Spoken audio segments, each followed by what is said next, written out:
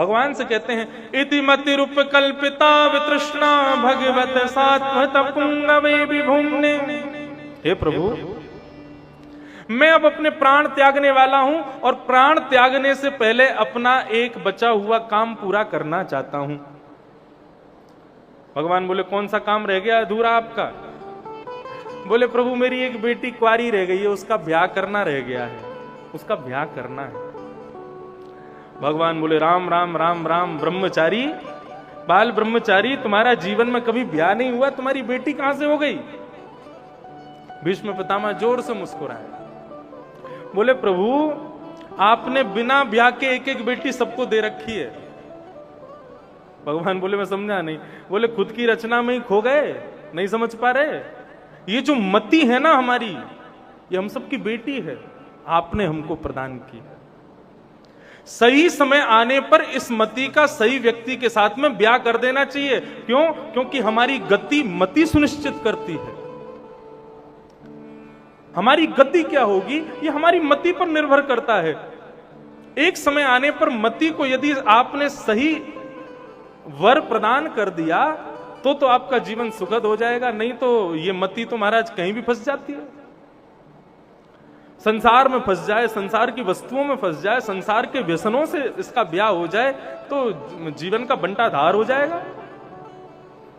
लेकिन प्रभु मैं जाने से पहले अपनी मति रूपी बेटी का ब्याह करना चाहता हूं। भगवान बोले बताओ तुमने लड़का देख रखा हो तो हम कर देंगे तुम्हारी मति का ब्याह। पितामह भीष्म बोले देखा क्या है, सामने खड़ा है मेरे। भगवान बोले कौन? हम? बोले हाँ, आपसे बढ़िया लड़का कौन मिलेगा मेरी बेटी के लिए? आप ही मेरी मेरी मेरी मति के साथ में ब्याह कर लो, उसको स्वीकार कर लो। भगवान बोले हम स्वीकार तो कर लेंगे, लेकिन कन्या वर्यते रूपम, कन्या ना तो धन से ब्याह करती है, ना गाड़ी से ब्याह करती है, ना परिवार से ब्याह करती है। उसको अपने पति में केवल एक ही गुण चाहिए, क्या? रूपवान हो, थोड़ा सुंदर हो। तुम्हारी बेटी को हम पसंद है कि नहीं हमको क्या पता। तब भीष्म पितामह कहते हैं त्रिभुवन कमनम तमाल वर्णम रविकर गौरवराम्बरम दधाने वपुरल ककुलाविताननाब्जम विजय सखेरतिरस्तु मेलवत्य। कन्हैया आपसे भी सुंदर कोई हो सकता है क्या दुनिया में? कैसे हो? चांद सा सलोना मुख लटे घूंघरारी हैं, भौएं हैं कटीली आंखें, तिरछी कटारे हैं। होया को चंदन सो महके बदन,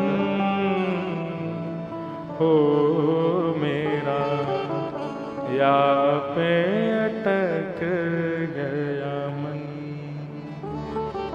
राधा रमण मेरो राधा रमण रे, राधा रमण मेरो राधा रमण। कैसे सुंदर हो आप! हे कृष्ण लला तुम होते लली तो गरे कट जाते करोड़न के। हमारे ब्रज में कहते हैं ए लाला, तुम लाला हो तो ठीक है, कहीं तुम लाली होते ना तो करोड़ों के गले कट गए होते आपके ऊपर। हे कृष्ण लला तुम होते लली तो गले कट जाते करोड़न के। ऐसी सुंदर हैं आप, किसको पसंद नहीं आओगे? और आपका ड्रेसिंग सेंस भी बड़ा अच्छा है। भीष्म पितामह उस बात को कोट कर रहे हैं, कैसे? त्रिभुवन कमनम तमाल वरणम रविकर गौरवराम्बरम दधाने। बोले आपका रंग कैसा है? बोले तमाल वृक्ष के जैसा सांवला आपका रंग है। और आप वस्त्र कैसे पहनते हो? बोले सूर्य के समान प्रकाश देने वाले, मतलब आपका कॉम्प्लेक्शन है डार्क, और कपड़े पहनते हो आप लाइट कलर के, इसलिए तो सुंदर लगते हो। भीष्म पितामह बोल रहे हैं जिनका कॉम्प्लेक्शन डार्क हुआ होता है उनको लाइट कपड़े पहनने चाहिए, और जिनका रंग रूप थोड़ा सा गोरा है उनको डार्क कलर के कपड़े पहनने चाहिए, तो खिलते हैं, सुंदर लगते हैं। अब कोई कृष्ण वर्ण का हो, कोई काला हो और ऊपर से गहरे रंग के कपड़े पहन ले और इतने में ही लाइट चली जाए तो वो तो अदृश्य हो जाएगा, दिखेगा और नहीं पता और नहीं चलेगा कहां बैठा है। लेकिन ठाकुर जी के हमारी की आप पोशाक देखो, कभी स्वयं कृष्ण वर्ण के हैं तो कृष्ण वर्ण के वस्त्र पहन लें तो दिखते नहीं है। ठाकुर जी सदा रवि का रगौर, सूर्य को भी लज्जित हो जाए, सूर्य भी लज्जा से अपना मुख ढक ले, ऐसे वस्त्र पहनते हैं ठाकुर जी। प्रभु मेरी बेटी को आप ही पसंद हो, आप ही ब्याह करो उससे। भगवान बोले केवल रूप देख करके अपनी बेटी का ब्याह नहीं करना चाहिए, दामाद के अंदर और भी कई सारे गुण देखने चाहिए। भीष्म पितामह बोले गिनवाते जाओ, मैं सारे गुण आप में दिखा दूंगा। बोले स्वरूप देख लिया, दामाद शौर्यवान भी होना चाहिए, कल को जीवन में यदि कष्ट आ गया तो बेटी की रक्षा करने वाला होना चाहिए। डरपोक से ब्याह करा दोगे, कल को जीवन में कोई संकट आ गया बेटी को आगे कर देगा, खुद पीछे छुप जाएगा, ऐसा थोड़ी चाहिए। शौर्यवान होना चाहिए, रक्षा करे, डट करके मुकाबला करे। भीष्म पितामह बोले आपसे बड़ा शौर्यवान कौन है? कैसे शौर्यवान? युदितुर गर्जो विदुम्न विश्वक्व चलुलित श्रमवार्य लंकृताश्री मम निशित शरैर विविद्यमानः क्वचि विलसत्कं वचेस्तु कृष्ण आत्मा। आप कैसे शौर्यवान?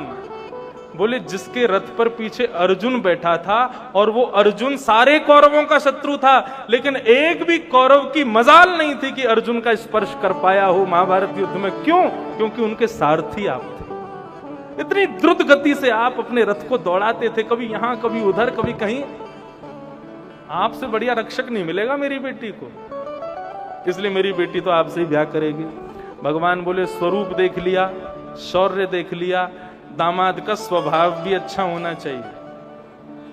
हाँ, कल को कहीं फैमिली गैदरिंग में जावे और ताऊ जी ताई जी वगैरह को देख के पांव ना छुए, ऐसा दामाद थोड़ी होना चाहिए। थोड़ा बढ़िया सत्कार करे, ऐसा हो। भीष्म पितामह बोले स्वभाव में तो आपका कोई जोर ही नहीं है ठाकुर जी। क्यों? बोले सेठ जी ड्राइवर को कहें गाड़ी निकालो तो सुनने में अच्छा लगता है, लेकिन ड्राइवर कहे सेठ जी से कि गाड़ी निकालो। भगवान बोले ऐसा कब हुआ था? बोले अर्जुन आपका सेवक है, वो स्वामी बन के बैठा है और आप स्वामी होते हुए सारथी बन के बैठे हो। क्यों? क्योंकि आपका स्वभाव मधुर है। मेरी बेटी आपसे ब्याह करेगी। भगवान बोले स्वरूप देख लिया, सौंदर्य देख लिया, शौर्य देख लिया, स्वभाव देख लिया, लेकिन दामाद विवेकी होना चाहिए, समझदार होना चाहिए। समझदार ना हो, बेगला हो तो काम नहीं चलेगा। बोले आपसे बड़ा समझदार कौन होगा? अर्जुन ने अपने सब धनुष बाण सब छोड़ दिए थे कि मैं युद्ध नहीं कर पाऊंगा, उसको आपने खड़े होकर के ऐसा ज्ञान दिया कि महाराज अपने गांडीव धनुष से एक बाण छोड़ता था, अनेक बाण निकलते थे और पूरी कौरवों की सेना को ऐसे पार कर गया जैसे गाय के खुर का गड्ढा। क्यों? क्योंकि आपने अपनी समझदारी उसको प्रदान की, आपने गीता उसको प्रदान की। आपसे बढ़िया समझदार कौन मिलेगा? बच नहीं पाओगे मेरी बेटी से, मेरी बेटी तो आपसे ही ब्याह करेगी। और अंत में आया दामाद प्रेमी होना चाहिए। सबसे बड़ा गुण, सबसे बड़ा लक्षण मानव का, उसके अंदर प्रेम होना चाहिए। भीष्म पितामह बोले आपसे बड़ा प्रेमी कौन होगा? क्यों? ये पंक्ति मुझे भीष्म पितामह की सबसे सुंदर लगती है।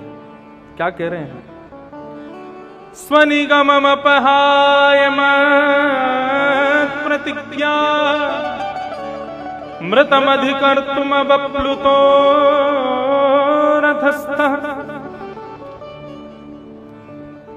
धृतरथ चरणो भयाशलद्भु हरिरिवहन्तु विभंगतो तरीय। आपसे बड़ा प्रेमी कौन होगा? भीष्म पितामह से भगवान बोले क्यों? बताओ हम कैसे प्रेमी हैं? भीष्म पितामह बोला बैठ जाओ, एक कथा सुनाता हूं। भगवान बैठ गए। पांडव भी बैठ गए। भगवान बोले, भीष्म पितामह बोले महाभारत का युद्ध सुनिश्चित हुआ तो अर्जुन और दुर्योधन दोनों गए भगवान के पास और दोनों ने जाकर के कहा महाभारत युद्ध होने वाला है, आप किस तरफ रहोगे? तो भगवान ने क्या कहा, एक तरफ मैं रहूंगा, एक तरफ मेरी सेना रहेगी। मैं दो तरफ नहीं रह सकता, तो एक तरफ अपनी सेना दे दूंगा, एक तरफ मैं रहूंगा। और मैं तो प्रतिज्ञाबद्ध हूं कि मैं शस्त्र नहीं उठाऊंगा, मैं जहां जाऊंगा वहां निहत्था जाऊंगा, शस्त्र नहीं लूंगा। दुर्योधन छूटते ही बोला, तो क्या वहां पे आरती करूंगा आपकी? मैं सुबह शाम आरती हो, युद्ध के पहले युद्ध के बाद ओम जय जगदीश हरे। क्यों? क्योंकि तुम शस्त्र तो उठाओगे नहीं। क्या करोगे फिर युद्ध में? भगवान बोले कुछ नहीं, खड़े रहेंगे या बैठे रहेंगे, इसके अलावा कुछ नहीं करेंगे। दुर्योधन बोला, तो फिर हम आपको नहीं लेके जाएंगे, आपकी सेना दे दो। भगवान बोले ले जाओ। सेना लेकर के दुर्योधन चला गया। अर्जुन से भगवान बोले फंस गया, अब तुझे मुझको ही लेके जाना पड़ेगा और मैं तो ऐसे ही रहूंगा, बिना किसी अस्त्र शस्त्र के रहूंगा। अर्जुन बोला, पूरा कॉन्सेप्ट ही गलत हो गया ठाकुर जी। क्यों? बोले आपको ये बात किसने कही कि मैं मांगने आया हूं? भगवान बोले मतलब? बोले दुर्योधन मांगने आया था तो आपने सोचा अर्जुन भी मांगने आया है। मैं मांगने नहीं आया। भगवान बोले तो फिर हमसे कुछ मांगने आए हो या हमको मांगने? क्या तुम्हारा क्या है, बताओ किस लिए आए हो? अर्जुन बोला, ना आपसे मांगने आया हूं ना आपको मांगने आया। तो अर्जुन ने तुरंत दंडवत किया, बोले खुद को देने आया हूं आप। बोले प्रभु महाभारत युद्ध होने वाला है, विराट युद्ध का सामना करने के लिए अर्जुन जाने वाला है। यदि मैं आपको मांगूंगा ना तो आपकी जिम्मेवारी हो जाएगी मेरी। इनको खाना खिलाओ, इनको निलाओ, इनको धुलाओ, इनको सुलाओ, इनको उठाओ, आप मेरे गेस्ट हो जाओगे। लेकिन मैं आपको मांगने नहीं आया, मैं तो खुद को देने आया हूं। प्रभु महाभारत युद्ध होने वाला है, अब मुझे बताओ मैं क्या करूं? आप जो कहोगे मैं वो करूं। यही है भक्ति। अपनी जिम्मेवारी अपने ऊपर मत रखो, इतनी टेंशन काहे को पालनी सिर पे, ठाकुर जी पर छोड़ो। मैं एक भजन में गाते हैं ना, कैसे है वो, अच्छा हूं या बुरा हूं, जैसा भी हूं तुम्हारा, ठुकराओ ना मुझे अब, चरणों में सर झुकाऊं। हे प्रभु मुझे बता दो, चरणों में कैसे आऊं। हे प्रभु मुझे बता। हम लोग गलती सबसे बड़ी कहां कर देते हैं कि हम सब कुछ अपने ऊपर लेके चलते हैं। ठाकुर जी पे छोड़ो, सुख दो, दुख दो, जो दो, मेरी भलाई सोची होगी आपने, मैं सब स्वीकार कर लूंगा। वास्तव में आप ठाकुर जी के द्वारा प्रदान की गई हर परिस्थिति को स्वीकार करोगे ना, आपको दुख का अनुभव होना कम हो जाएगा, वो अनुभव नहीं होगा फिर उसका। अर्जुन ने भगवान को कहा कि मैं खुद को देने आया हूं, लेकिन यहां पर कथा कुछ और चल रही है, सुनो। भीष्म पितामह बोले, जैसे ही दुर्योधन पूरी सेना लेकर के आया, सब बड़े नाचने लगे, आनंद करने लगे, उत्साहित हो गए, अरे हमारी सेना दुगनी तिगुनी हो गई, ठाकुर जी ने अपनी सेना दे दी। लेकिन मैंने दुर्योधन से पूछा, दुर्योधन सेना लाए हो, द्वारिकाधीश को क्यों नहीं लाए? तो बोले उन्होंने तो ऐसा कहा था, एक तरफ मैं रहूंगा एक तरफ सेना। और भैया उन्होंने तो कितनी बड़ी बात कही काका, उन्होंने कहा कि मैं शस्त्र नहीं उठाऊंगा। अब जब वो शस्त्र नहीं उठाएंगे तो उनको ला करके मैं क्या करता, इसलिए मैं सेना ले आया। भीष्म पितामह बोले उन्होंने प्रतिज्ञा की है कि वो शस्त्र नहीं उठाएंगे। बोले हाँ उन्होंने प्रतिज्ञा की है। भीष्म पितामह बोले तो ठीक है, वे प्रतिज्ञा कर रहे हैं मैं शस्त्र नहीं उठाऊंगा, तो मैं भी प्रतिज्ञा लेता हूं। वासुदेव कर चक्र न धरहि तो तुमको मुख न दिखाऊं, लाजत है मेरी गंगा जननी में शंतनु सुत न कहाऊं। यदि वासुदेव श्री कृष्ण ने महाभारत युद्ध के मध्य में शस्त्र नहीं उठाया तो मैं शंतनु का बेटा नहीं, किसी को मुख नहीं दिखाऊंगा। मरूंगा तो मेरा शव उल्टा गिरेगा, किसी को मुख नहीं दिखाऊंगा अपना। मैंने भी प्रतिज्ञा ले ली। महाभारत युद्ध होने लगा, पांडव कौरवों की सेना को नष्ट करने लगे। दुर्योधन भीष्म पितामह से कहने लगा, हमारा अन्न खाते हैं, भला चाहते हैं पांडवों का। उस समय भीष्म पितामह कहते हैं, ए दुर्योधन, इतना क्यों बोल रहे हो? बोले, इसलिए बोल रहा हूं क्योंकि देख नहीं रहे हो हमारी सेना खत्म होती जा रही है और आप यहां खड़े खड़े आनंद कर रहे हो। अपना रौद्र रूप क्यों नहीं प्रकट करते पितामह? पितामह बोले, अच्छा एक काम कर, अपनी पत्नी को रात्रि में मेरे पास भेज देना। जब मैं संध्या करके निवृत्त होऊंगा, तेरी पत्नी को अखंड सौभाग्यवती का आशीर्वाद दे दूंगा, तू अजर अमर हो जाएगा, नहीं मरेगा तू, बस खुश रहे। दुर्योधन भीष्म पितामह की बात चल रही थी, लेकिन यहां पर कान गड़े हुए थे हमारे कन्हैया के। सब सुन रहे थे क्या बातें चल रही हैं। मन में विचार करने लगे, यदि आज रात्रि में भानुमति को आशीर्वाद मिल गया तो कल से महाभारत में मेरी तकनीक काम नहीं करेंगी। कैसे भी भानुमति द्रौपदी में बदलनी चाहिए। और अर्धरात्रि का समय हुआ, ठाकुर जी ऊंची धोती पहन करके, सर पर स्वाफा बांध करके, बिल्कुल ग्वारिया का भेष धारण करके पहुंच गए। द्रौपदी सुता के पैर के अंगूठे को खींचा। सो रही थी द्रौपदी, उठ करके बैठ गई। क्या बात है, कौन हो? भगवान बोले, अरे मैं हूं कन्हैया। कृष्ण, इतनी रात को? और ये आपने रूप कैसे बदल लिया अपना? ये स्वाफा वाफा सिर पर बांध लिया है, ग्वारियाओं कैसे कपड़े पहन लिए हैं? बोले, इसलिए पहना कोई पहचाने नहीं। आए क्यों हो? बोले, इसलिए आया हूं कि तुझे लेकर के चलना है, पितामह भीष्म से आशीर्वाद दिलाना है। अरे अभी तो बहुत रात हो रही है, सुबह ले लेंगे ना। बोले, सुबह तक इंतजार करेगी तो तेरा भाग्य सो जाएगा, अभी चल और देर मत कर। द्रौपदी तुरंत उठ करके भगवान के साथ जाने लगी। भगवान ने कहा, ये घूंघट नीचे कर ले, किसी को मुख मत दिखाना अपना, चुपचाप जाना, भीष्म पितामह को प्रणाम करना, तुरंत उठ करके बाहर आना, वापस आके सो जाना। कोई पूछे साथ में कौन आया तो कह देना, मेरा हमारे यहाँ का नौकर आया है। मेरा नाम मत बताना, मेरा परिचय मत बताना। द्रौपदी, भगवान उसको पाठ पढ़ाते हुए लेकर के गए। द्रौपदी भीतर चली गई, भगवान बाहर ही बैठ गए। भीष्म पितामह संध्या वंदन करके अपना नाम जप करके जैसे निवृत्त हुए, सामने आंख खोल करके देखा तो घूंघट लगाई युवती बैठी है। उनको लगा भानुमति बैठी होगी। तुरंत हाथ में जल लिया, जल लेकर के अपने संपूर्ण जीवन की तपस्या का फल लेकर के और द्रौपदी के सिर पर हाथ रख करके बोले, अखंड सौभाग्यवती भव। और जैसे ही आशीर्वाद प्रदान किया,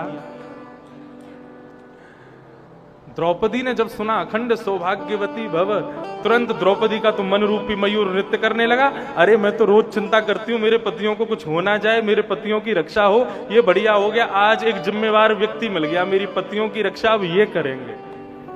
कंफर्मेशन के लिए उसने घूंघट ऊपर कर लिया। तो पितामह भीष्म, याद रहे, कल से पांचों में से एक का भी बाल बांका नहीं होना चाहिए, नहीं तो मेरा भाग्य उजड़ जाएगा, आपका आशीर्वाद विफल हो जाएगा।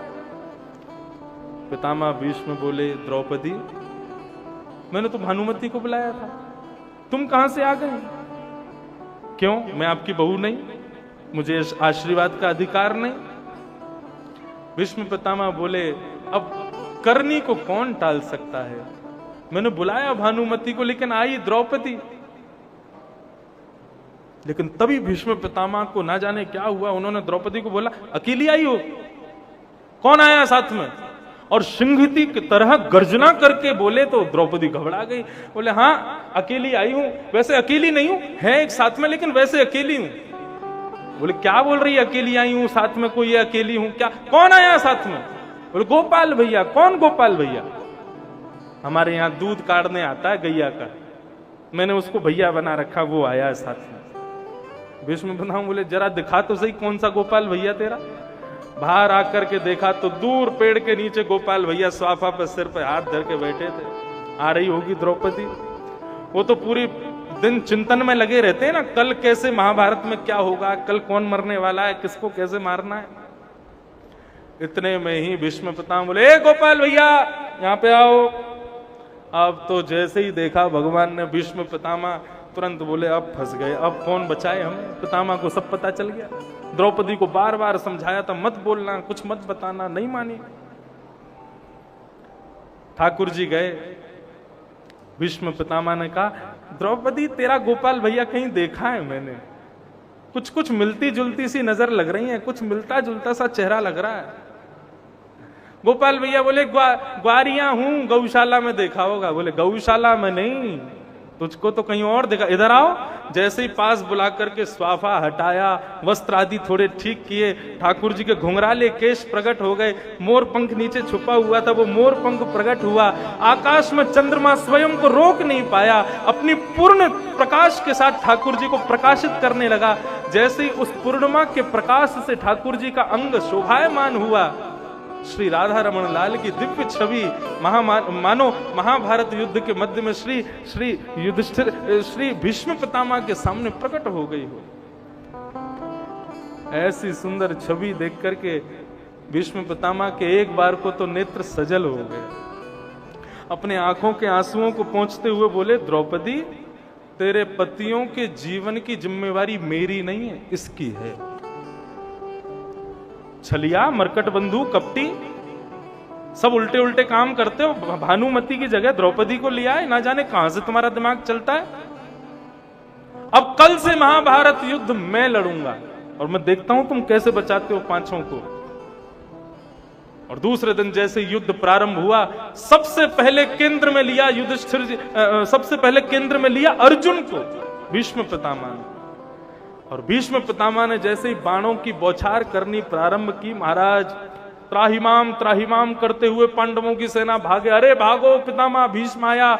ऐसे मारा पांडवों की सेना को, जितनी 10 दिन में कौरवों की सेना खत्म हुई, उतनी चंद मिनटों में अकेले पितामह भीष्म ने नष्ट कर दी पांडवों की सेना। जैसे ही अर्जुन को केंद्र में लेकर के धनुष पर बाण चढ़ाया पितामह भीष्म ने, भगवान ने देखा कि पितामह भीष्म अर्जुन को मारने वाले हैं, और यदि मैंने रथ कहीं और दौड़ाया तो ये इतनी द्रुतगति से बाण छोड़ते हैं कि मैं कहीं भी चला जाऊं बाण अर्जुन को ही लगेगा, कैसे बचाऊं। इसके लिए तो भीष्म पितामह को ही रोकना पड़ेगा। ठाकुर जी ने देखा दूर टूटा हुआ रथ का चक्का पड़ा है, भीष्म पितामह को देख रहे हैं, रथ के चक्के को देख रहे हैं, फिर भीष्म पितामह को देखते हैं, फिर रथ के चक्के को देखते हैं। इतने में ही ठाकुर जी ने समय व्यर्थ ना करते हुए रथ से एक छलांग मारी, दौड़ करके गए और टूटे हुए रथ के चक्के को उठा करके रथांग पाणे बन करके, जैसे शेर झपटता है एक हाथी के ऊपर, ऐसे ठाकुर जी मानो नृसिंह बन करके दौड़े हैं भीष्म पितामह को मारने के लिए। जैसे ही भगवान दौड़ने लगे, पृथ्वी कंपायमान हो गई, आकाश में बादल गरजने लगे। समस्त कौरव पांडवों की सेना हाथ जोड़ करके बैठ गई ठाकुर जी के इस विशिष्ट स्वरूप को देख करके। रथ में बैठे हुए भीष्म पितामह भी एक बार को घबरा गए, लेकिन तुरंत भीष्म पितामह को अपनी प्रतिज्ञा याद आ गई और उन्होंने धनुष बाण नीचे किए, ताली बजाते हुए बोले, वाह वाह वाह वाह, आप कहो मैं शस्त्र बिन भूमि हरहूं सब भार। आपने प्रतिज्ञा ली थी ना कि आप शस्त्र नहीं उठाओगे। अरे दुर्योधन आदि सब देख लो, मैं शस्त्र नहीं उठाऊंगा, मैं अस्त्र नहीं उठाऊंगा, और ये देखो हाथ में रथ का चक्का लेकर के मुझको मारने के लिए आ रहे हैं। कहां गई आपकी प्रतिज्ञा? ठाकुर जी तो जल की तरह हैं, नेक में ही गर्म हो जाते हैं, नेक में ही ठंडे हो जाते हैं। कहां नृसिंह जैसे हो गए थे, लाल लाल आंखें चमक रही थी। लेकिन जैसे ही भीष्म पितामह ने ये बात कही तो डार चक्र हरि हंस पड़ो, दियो उत्तर ब्रजराज। आहा, रथ के चक्के को दूर फेंका और अपने कमर पर हाथ रख के ब्रजराज उत्तर दे रहे हैं। डार चक्र हरि हंस पड़ो, दियो उत्तर ब्रजराज। आज त्यजी प्रतिज्ञा मोरी, मैं तोरी प्रतिज्ञा काज। मैंने अपनी प्रतिज्ञा क्यों तोड़ी पितामह? मैंने अपनी प्रतिज्ञा इसलिए तोड़ी क्योंकि मुझे तुम्हारी प्रतिज्ञा पूरी करनी थी। तुम पहले दिन से ही चाहते थे कि मैं शस्त्र उठाऊं, मेरा शस्त्र में दर्शन हो। और दूसरी बात, तुमने कहा था यदि मैंने शस्त्र नहीं उठाया तो मुख नहीं दिखाऊंगा, तुम्हारी मृत्यु तो सुनिश्चित है, मरने वाले हो तुम। लेकिन यदि मैं शस्त्र नहीं उठाऊंगा तो अंतिम समय में उल्टा गिरना पड़ेगा, और उल्टे गिरोगे तो मेरी स्तुति कैसे करोगे? मुझे देखते हुए तुम मृत्यु को प्राप्त कैसे होगे? इसलिए तुम्हारे कारण मैंने शस्त्र उठाया। ये कथा सुना रहे थे पितामह भीष्म और बैठ करके पांडव सब रो रहे थे इस कथा को सुन करके। आज जो मैं बाणों की सैया पर सीधा लेटा हूं ना, इसमें भी मेरी कोई औकात नहीं है, ये भी ठाकुर जी की कृपा से है। इन्होंने किया तभी ये संभव हो पाया। बंधुओं, महाभारत कथा में प्रसंग आता है कि भीष्म पितामह की स्तुति सुनकर के ठाकुर जी के नेत्र सजल हो गए। तो ठाकुर जी पितामह के पास गए, उनका हाथ पकड़ करके बोले, पितामह एक बात पूछूं? पूछो। तुमने कौरवों का संग क्यों किया? तुम जानते नहीं थे क्या कि कौरव कैसे हैं? ये अविवेक पूर्ण कृत्य तुमने क्यों किया? जिन्होंने द्रौपदी का चिरहरण किया, जिन्होंने पांडवों के हक का हस्तिनापुर छीन लिया, तुम उन कौरवों के साथ में खड़े हो। तुम पांडवों के पक्ष में क्यों नहीं रहे? पितामह ने इतना सुंदर उत्तर दिया। भीष्म कहते हैं कि प्रभु, यदि पांडवों के पक्ष में होता ना, तो या तो आपके दाएं में खड़ा होता या आपके बाएं खड़ा होता, आपका सर्वांगीण अंग का दर्शन नहीं हो पाता। मैं तो इसलिए कौरवों के पक्ष में गया ताकि मेरे श्याम सुंदर मुझको दिखते रहें, सामने से उनका दर्शन होता रहे। आप कब रथ चलाते हो, कब चाबुक मारते हो, घोड़ों के चरणों से, घोड़ों के खुरों से उड़ने वाली रज जब आपके प्रश्वेत के बिंदुओं को छूती है, किसी ने नहीं देखा, मैंने देखा। आपके एक एक स्वरूप का दर्शन मुझको मिल सके, मैं इसलिए कौरवों की तरफ गया, मैं इसलिए कौरवों के पक्ष में गया। पितामह भीष्म को ठाकुर जी ने मानो उनके हाथ को ही अपने हृदय से लगाया, मानो पितामह को ही हृदय से लगा लिया। और देखते ही देखते ठाकुर जी को पितामह भीष्म अपनी स्तुति के अंत में ब्रज को याद करते हैं। ललित गति विलास बल गुहास, प्रणय निरीक्षण कल्पितो रुमान, कृतमनुकृतवत्य उन्मदांध, प्रकृति मगन किल यस्य गोपवध्वा। पितामह भीष्म कहते हैं, बोले प्रभु, अब मैं अपने प्राणों को त्याग रहा हूं, और आपके शास्त्र कहते हैं अंते यामति सागति, अंत में जो सोचो वो मिलता है। तो मैं आज ब्रज वृंदावन को याद करता हूं। हे ठाकुर जी, मैं उस वृंदावन का स्मरण करते हुए प्राणों को त्याग रहा हूं, ताकि अगले जन्म में मुझे वृंदावन प्राप्त हो। एहु विधि ना तो पे अचरा पसार मांगू। या तो कुंभनदास या कृष्णदास, दोनों में से किसी का ये पद है। एक लाइन ही सुन लो, क्या कह रहे हैं? एहु विधि ना तो पे अचरा पसार मांगू, जन्म जन्म दीजो याहि ब्रज वसेवो। अहिर की जात समीप नंद घर। हे विधाता, यदि तुम मेरी एक किसी बात से भी प्रसन्न हो गए हो ना, तो उसके बदले मुझे अगला जन्म दो ना, तो इस ब्रज में ही देना। और अगला जन्म नहीं, जन्म जन्म दीजो याही ब्रज वसे, इस ब्रज में ही हमारा जन्म।